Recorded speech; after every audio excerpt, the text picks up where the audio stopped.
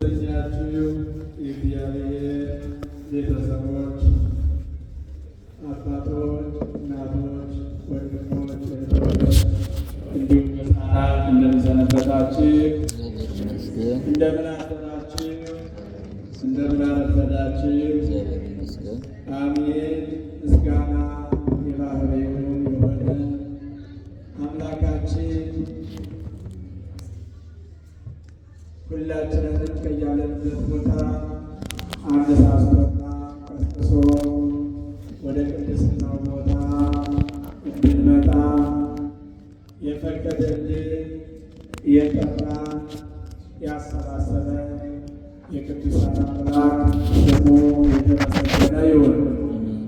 እማ አምላክ ወላዲተ አምላክ መትሕተ ፈጣሪ መልዕልተ ፍጡራን ከፈጣሪ በታች ከፍጡራን በላይ ለእኛ አማላጅ እናት አድርጎ የሰጠን የአምላክ ወላዲተ አምላክ በረከቷ ረድኤቷ ከሁላችን ጋር ይሁን። እንዲሁም ቅዱሳን ሰማዕታት፣ ቅዱሳን ሐዋርያት በረከታቸው ረድኤታቸው በሁላችን ላይ ይደር። ዘመውሁድ ምእመነ ኮንከ ዲበ ብዙ እሰይመከ። አንተ ታማኝ አገልጋይ በጥቂቱ ታምነሃል፣ በብዙ እሾምሃለሁ።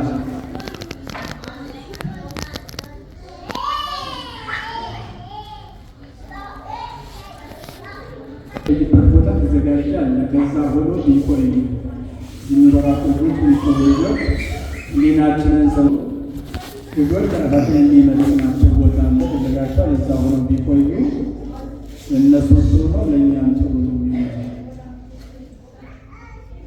ያው የዛሬ አበባዎች የነገ ተረካቢዎች ናቸውና በደህንነት መጠበቅ መንከባከብ ይኖርብናል።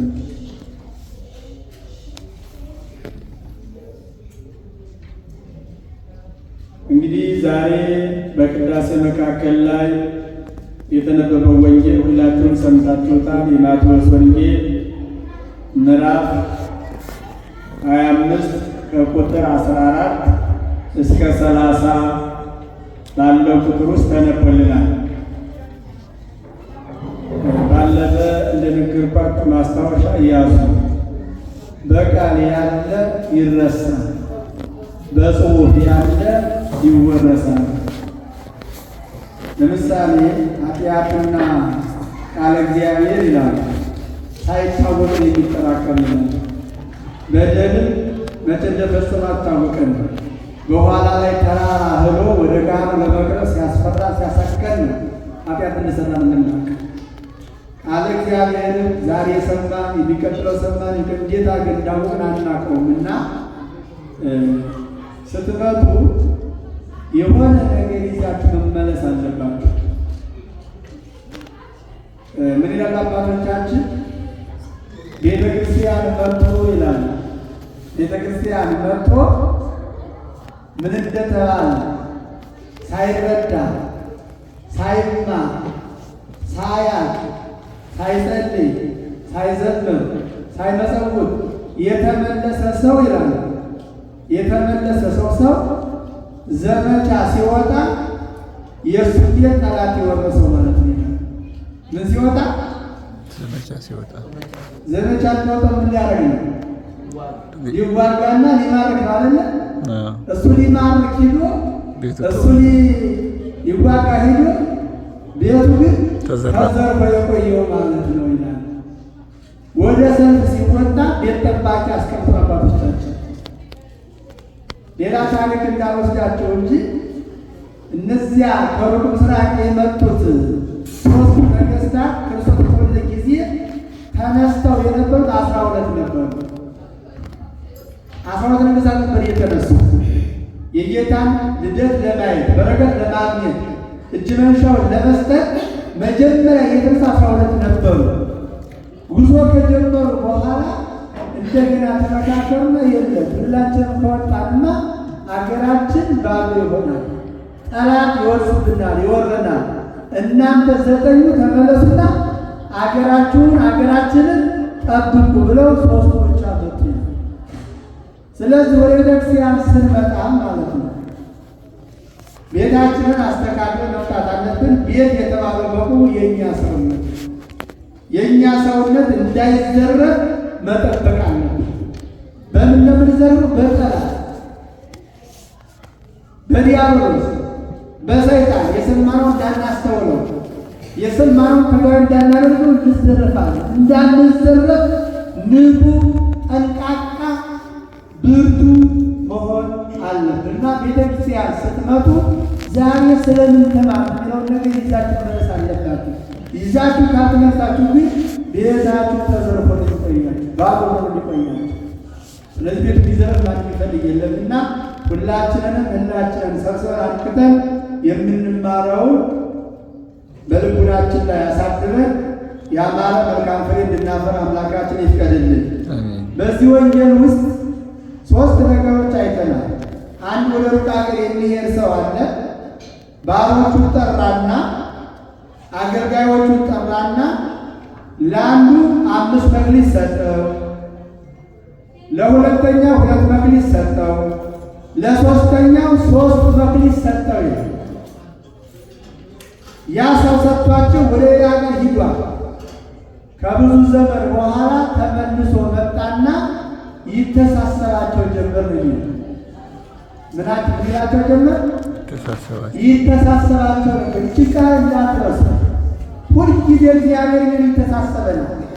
ሄደሽ ምን ሰራ፣ ሄደህ ምን ሰራ፣ ምን አደረግሽ ብሎ ሁልጊዜ እግዚአብሔር ይጠይቃል።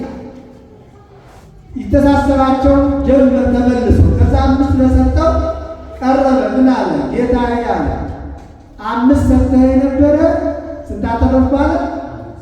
5 አተረፍኩ አለና 10ን አቀረበ። በዚህ ጊዜ አሁን ቃል ምን ነበረ? አንተ ታማኝ አገልጋይ በጥቂቱ ታምነሃል፣ በብዙ ሾምሃለሁ። በጥቂቱ ታምነሃል፣ በብዙ ሾምሃለሁ።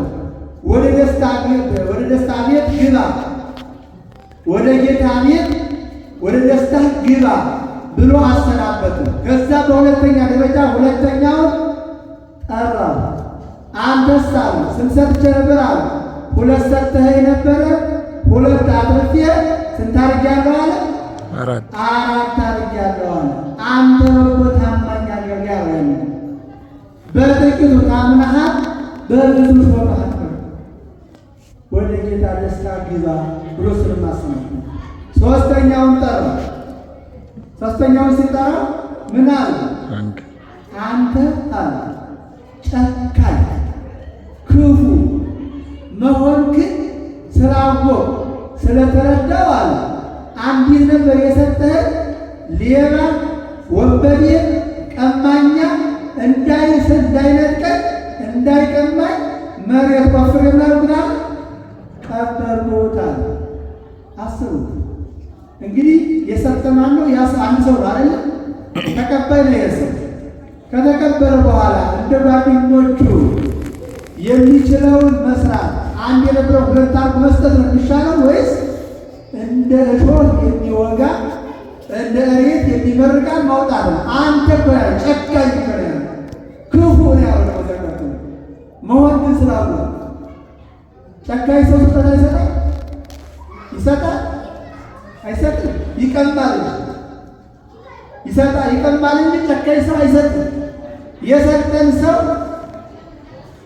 ልናመሰግነው፣ ልናከብረው፣ ልናደንቀው ትልቅ ቦታ ልንሰጠው ይገባል እንጂ እንደፈለግ ልናገረው አይገባል። አንተ ጨካኝ መሆንክን አውቄ ቀበርኩት አለ። አንተ ሰነፍ ባሪያ አለ፣ ሰነፍ አገልጋይ ካልመተርኩበት ካልዘራህበት የምታጭድ ካልበተንክበት የምትሰበስብ ነው ያለ። ካልዘራህበት የምትላል ካልዘራህበት የምታጭድ የሚታደረው ሲዘራ ማለት ካልተዘራ ማጨድ ይቻላል።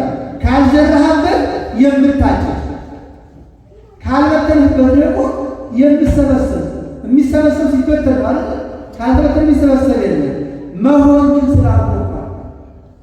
ግን ስላወቅ መሬት ጥልቅ የሆነ መሬት ቆፍሬ ቀበርኩት ይላል። አንተ ሰነፍ ባሪያ ካልዘራሁበት መቼ ትሰበስብ? ያልበተንሁትን መቼ ያልዘራሁትን መቼ ሳጭድ ያልበተንሁትን መቼ ሰበስብ አይተኸኝ ነው። ስለዚህ እዚያ ልጆች ምን አላቸው? እጁና እግሩን እሰርቱና ወደ ውጭ አውጡት፣ ያለውንም ቀሙትና ላለው ስጡት፣ ላለው ቀርለታል፣ ለሌለው ግን ያው ያለው ቢሆን ይወሰድበታል።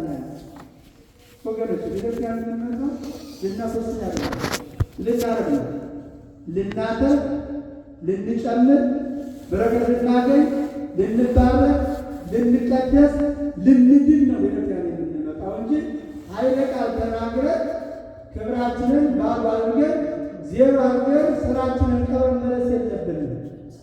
ያን ጊዜ አውጡት ተባለ፣ አወጡት። ያ ያለውን ቀሙት ነው የሚል። ይሄ ነጠላ ትርጉሙ ነው፣ ነጠላ ታሪኩ ነው። የመጀመሪያ ስለሰጠው ብያቸዋለሁ። 5 ሁለተኛው ሶስተኛው 1 ባለ 5 ማለት ምን ማለት ይመስላችኋል? ባለ 5 ማለት ፓትርያርክ ማለት ነው። ሊቃነ ጳጳሳት የጳጳሳት አለቃ ማለት ነው። ባለ 5 ፓትርያርክ ስንት መክሊት ተሰጠ? ስንት ስጦታ አለው? መክሊት ማለት ስጦታ ማለት ነው፣ ሀብት ማለት ነው። ስለዚህ ፓትርያርኩ ስንት ሀብት አለው? 5 ምን ናቸው? እንግዲህ 5 ናቸው የሚያነሳቸው ምን ናቸው? ከመጀመሪያ ጀምራችሁ መጀመሪያ እንደተወለደ ምንድን ነው? ምእመን ነው፣ አማኝ ነው፣ ክርስቲያን ምእመን ነው መጀመሪያ። ከዛ ቀጥሎ ምን ይቀበላል? ድቁና። ከዛ ቀጥሎ አይተናቸው ቅስና ስንት ሆነ? 3። ከዛ ቀጥሎ ጵጵስና፣ ምንኩስና፣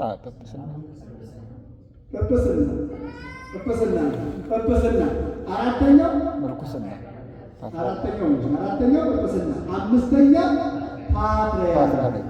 ይህ መክሊት ተሰጥቶታል ፓትርያርክ። በዚህ መክሊት የሚጠቀም እግዚአብሔር ያባጸጋ የተባለው ያሰው የተባለው እግዚአብሔር ሰጥቶታል። አንዱ ይህ ነው። ሁለተኛው መክሊት ደግሞ ሌላ መክሊት አለ ፓትርያርክ። 5ኛ ሌላ ሚስጥር አለ። መጀመሪያ ምን ይሾማል? ዲያቆን ይሾማል አይደል? ይሄ በስልጣን ነው። በስልጣን ሰው ዲያቆን ይሾማል። ከዛ ቀጥሎ ቅስና ይሾማል። ከዛ ቀጥሎ ጵጵስና ይሾማል። በመሰረቱ ጵጵስና አንድ ፓትርያርክ እንደሚሾሙ ብዙ ነው። ጵጵስና ይሾማል፣ ጳጳሳት ይሾማል።